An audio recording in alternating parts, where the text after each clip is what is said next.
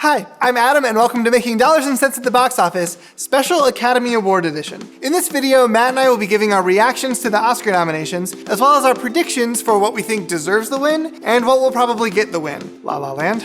So, sit back, take everything we say with a grain of salt, and enjoy.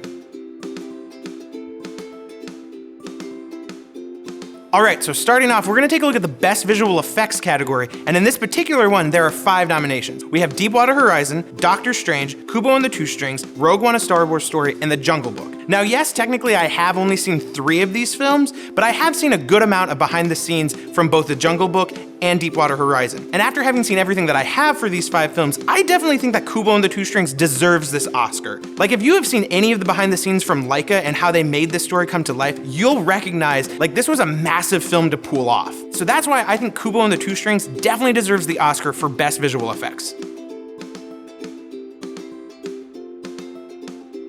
Alright, the nominees for Best Animated Feature are Zootopia, Moana, The Red Turtle, My Life as a Zucchini, and Kubo and the Two Strings.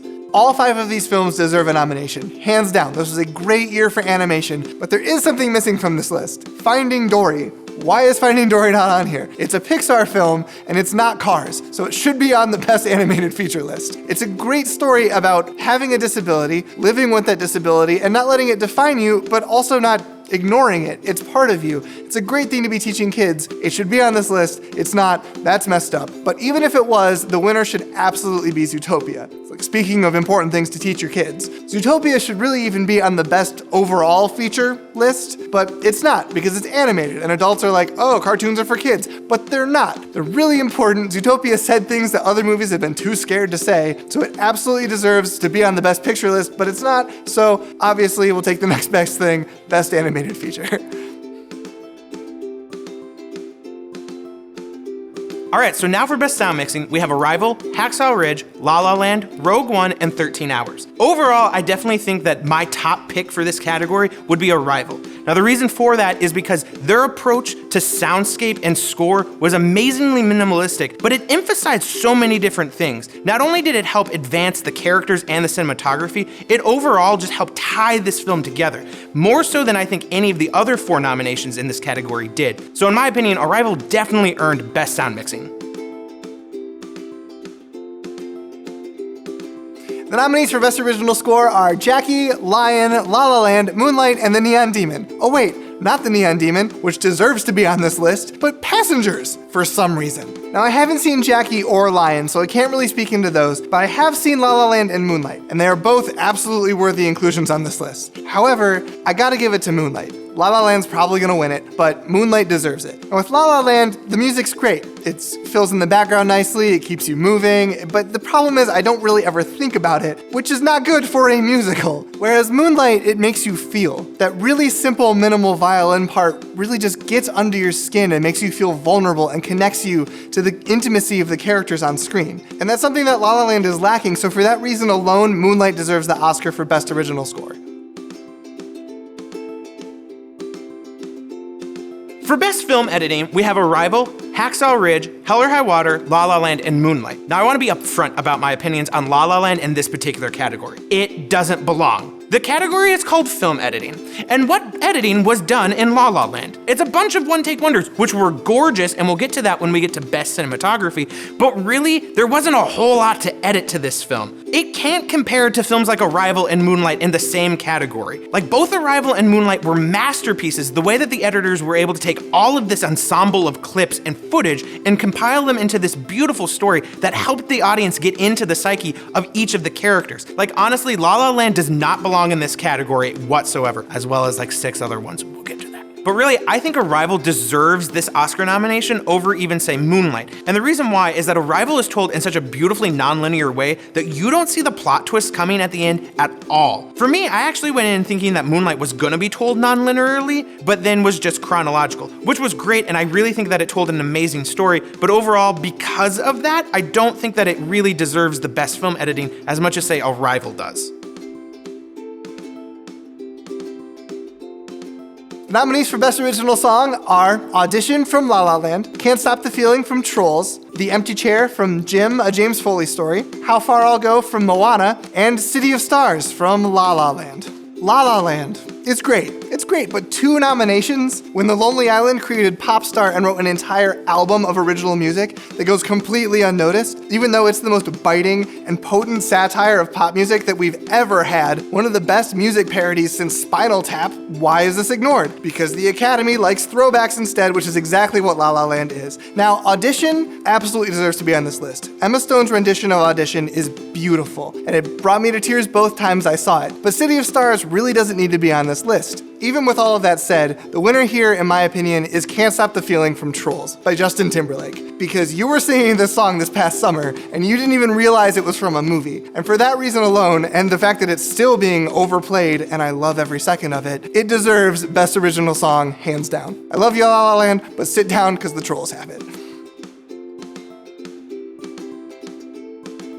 For Best Sound Editing, we have Arrival, Deepwater Horizon, Hacksaw Ridge, La La Land, and Sully. In my opinion, Hacksaw Ridge, without question, earned this Oscar. Not only is it a massive war epic, all of the sounds that went into it, the very, very tiny details to the really massive explosions, really helped create an entire world that you could just get immersed into sonically. Like, I can't imagine being the sound supervisor on this project, but they totally knocked it out of the park.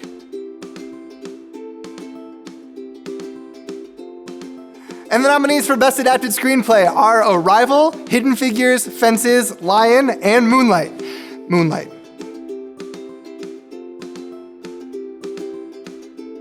For Best Production Design, we have Arrival, Fantastic Beasts, Hail Caesar, La La Land, and Passengers. Now yes, this is definitely a category that La La Land earned a place in. Like, everything from the colors to the sets to even the movement of the film was amazing, and the production design was no doubt one of the best of the entire year. But if I'm being honest, I'd actually give the Oscar for Best Production Design over to Fantastic Beasts. And the reason for that is that their production design was amazing and completely captured the magic that was the original Harry Potter films. Like, for me as a fan of this universe, I had no problem slipping right back into it and falling in love with these characters. And the production design in Fantastic Beasts was one of the key elements in helping me do so.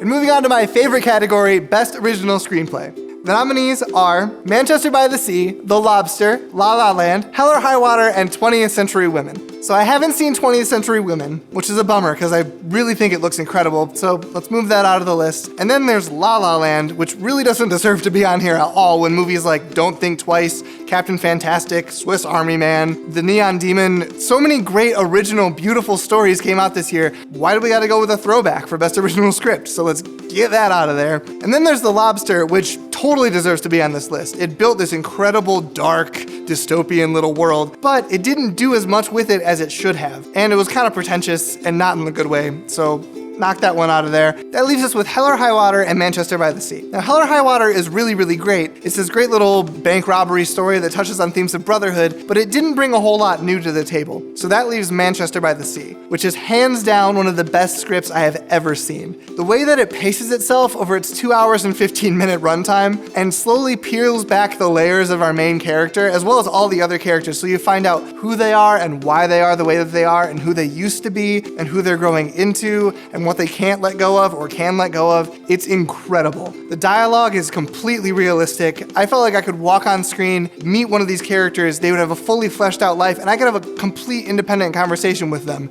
They were that well written. The script is so good that I want to go buy a published version of it just so I can read it again. I'd rather read it than watch the movie again, to be honest with you. Without a doubt, Manchester by the Sea, Best Original Screenplay.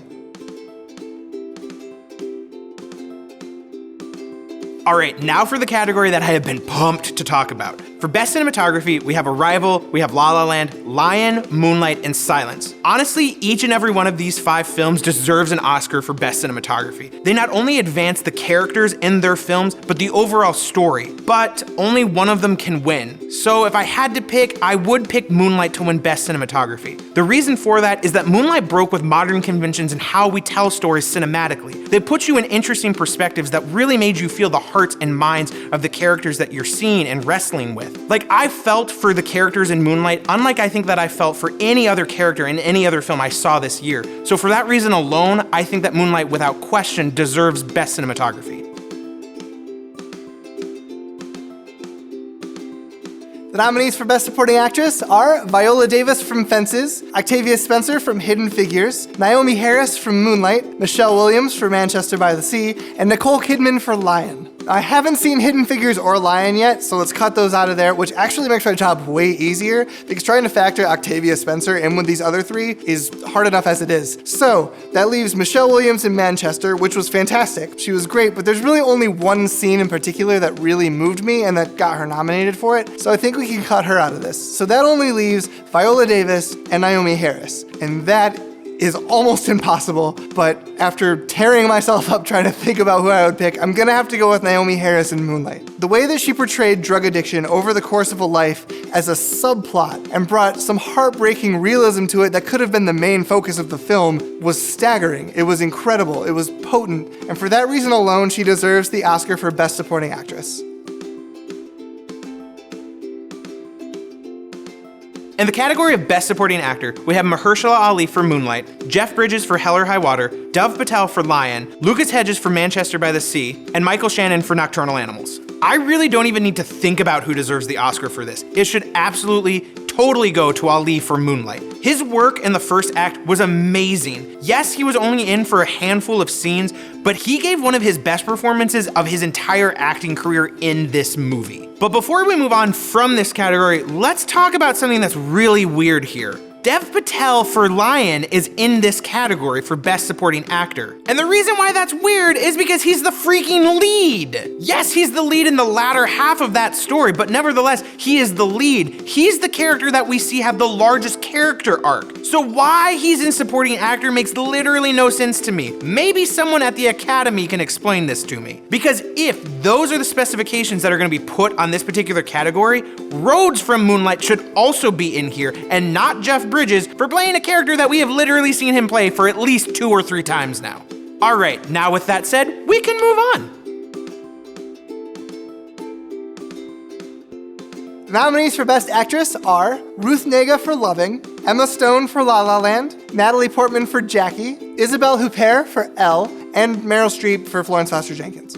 Now, looking at this list, I haven't seen Jackie. Natalie Portman is normally incredible, but I haven't seen it, so I can't really talk about it. I also haven't seen Elle, and Isabelle Huppert has never let me down, but I can't really talk about that one either. So that leaves Ruth Negga and Emma Stone. And I love Emma Stone, and I would marry her right now on the spot. But she really wasn't that great in La La Land. She has been in plenty of other better roles. I don't know why she got nominated for this one, other than the fact that everyone's losing their mind about La La Land. The clear choice here is Ruth Negga in Loving, who played this internal and quiet, tender character beautifully and pitch perfect. But the last person that we have on this category is Meryl Streep, which I don't really have much to say about, so I can't.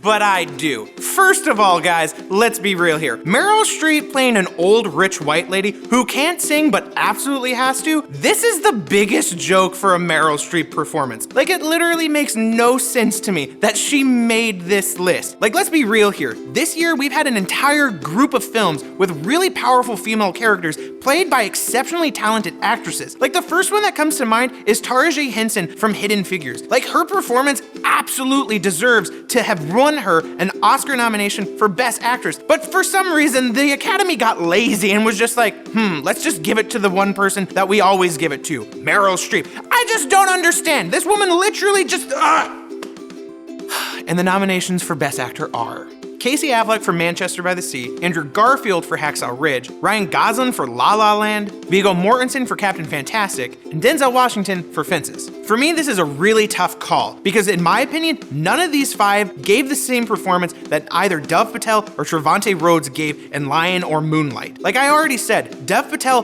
most certainly deserves to be on this list, and without question, Trevante Rhodes deserves to be on this list for his performance in Moonlight. Those two combined gave a better performance than all 5 of these that are currently on this list. Casey Affleck's performance in Manchester by the Sea was great and arguably one of the best he's ever given. But really, there were only like 3 scenes in this film that really really, really emotionally connected with me. Yeah, in those 3 scenes, Affleck completely amazed me, but overall his performance just didn't add up to the same emotional height or talent that both Patel and Rhodes gave us in Lion and Moonlight. And then there's Andrew Garfield in Hacksaw Ridge, which, yeah, I get it, it's a war period piece, but... Yeah, but it shouldn't be for Hacksaw Ridge. He should be nominated for Silence. Andrew Garfield in Silence was incredible. He showed far more range than he did in Hacksaw Ridge. I don't know why Silence is being ignored. Adam Driver deserves a Best Supporting Actor nomination, Andrew Garfield for Best Actor, Scorsese for Best Director, and overall Silence for Best Picture, and it got completely ignored for whatever reason. So instead of Andrew Garfield in Silence, we've got him in Hacksaw Ridge, which was fine, but then we also have Ryan Gosling for La La Land. Why is Ryan Gosling in La La Land on this list? He plays Ryan Gosling, just dancing around being charming,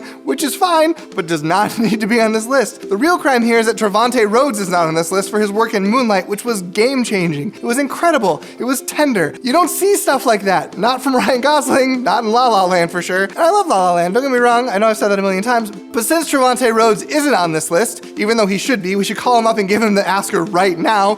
From this list, I'm gonna have to go with Viggo Mortensen from Captain Fantastic, because he's the only one who brought more dimension and range to his characters than any of the other ones on this list, who they did a good job, but not as well as Viggo. The nominees for Best Director are Denis Villeneuve for Arrival, Barry Jenkins for Moonlight, Kenneth Lonergan for Manchester by the Sea, Damien Chazelle for La La Land, and Mel Gibson for Hacksaw Ridge. Now, of these options, because Scorsese didn't get nominated for Silence, and Mike Birbiglia didn't get nominated for Don't Think Twice, and Daniels didn't get nominated for Swiss Army Man, I'm not bitter, but I'm gonna choose between either Kenneth Lonergan or Barry Jenkins, and I'm gonna give it to Barry Jenkins. But I don't really know as much about directing, so I'm gonna let Matt take over this one. Thanks, friend. Honestly, I have to agree with Adam. Barry Jenkins bringing us Moonlight was amazing this year. Like, honestly, this is one of the best films that I think I've seen in the last decade. This film is a beautiful and intimate story about a man trying to find himself and what that even begins to mean. This film touches on socioeconomic and race issues on top of that. Like, the films that have tried to touch on the subject matter of Moonlight in the past have done well to the best of their ability, but they haven't been able to speak into subject matters like Moonlight. Jenkins was able to bring us some of the best performances of the entire year from actors. On top of that, he was able to push the boundaries of modern convention in storytelling. All of those are a sign and a mark of a great director. And without question, Barry Jenkins is the best director of this year. And finally, the nominations for Best Picture this year are Arrival, Hidden Figures, Fences, Hacksaw Ridge, Hell or High Water, Lion, La La Land, Manchester by the Sea, and Moonlight. Now yes, there are 1 or 2 films on this list that I do think the nomination should have gone to other films from this past year, but for the most part, I do honestly believe that these are some of the best stories that we had this year. In the end though, I think that Moonlight absolutely 110% deserves the Best Picture nomination. It's a story that deserves to be remembered, and it needs to be a story that we continue to talk about. It's a universal story about everyone's need to be loved and to be accepted. I could not agree more. Moonlight is 100% my choice for Best Picture this year, and even if all the things that I think deserve to be on this list that got snubbed were actually on this list, Moonlight still takes the cake. So if you haven't seen Moonlight yet, even though they're probably gonna give it to La La Land, please go see Moonlight. It's incredible, it's important, and it's definitely both of our choice for Best Picture. Yes. Hi again, thanks for watching. We do like to talk, don't we? Well, if you like this video, hit the thumbs up at the bottom of the screen, or if you want to argue with us, please comment, because we love a film debate. And don't forget to subscribe. But thanks again for watching, and we'll see you next time on Making Dollars and Cents at the Box Office.